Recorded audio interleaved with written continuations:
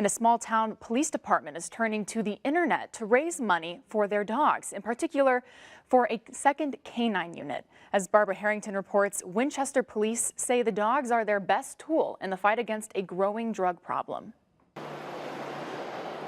Life moves pretty slowly in the small town of Winchester. Just over 5,000 people live here, but thousands more pass through every week on state and federal highways. And some of them are driving a big problem into town. Right now, all these places are main drop-off points, main distribution points for heroin, marijuana, different things of that nature. Officer Brandon Barndollar spends much of his time patrolling the streets, hoping to catch drugs before they make their way into neighboring communities and states. He's been working with his four-legged partner Leo since 2013, playing a more sophisticated game of fetch. I'm gonna place a training aid out, and then we'll let it sit here for a couple minutes, and then I'll get Leo out and see if he can find it.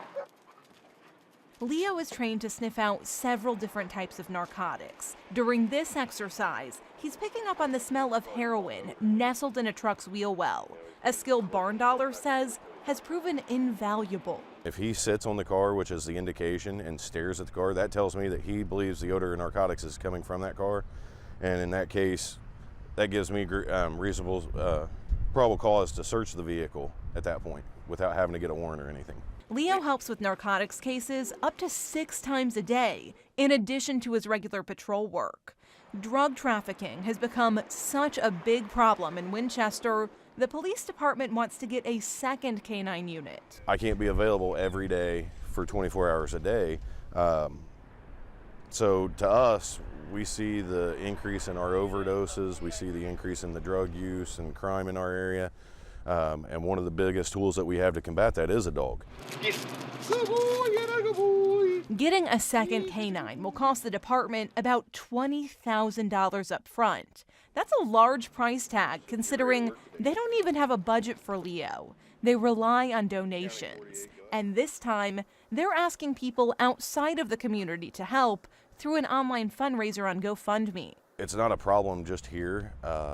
It's a problem that if I stop a carload of drugs that's going northbound on 27, I may have just saved Jay County or Allen County or somewhere like that from getting a load of dope in their city.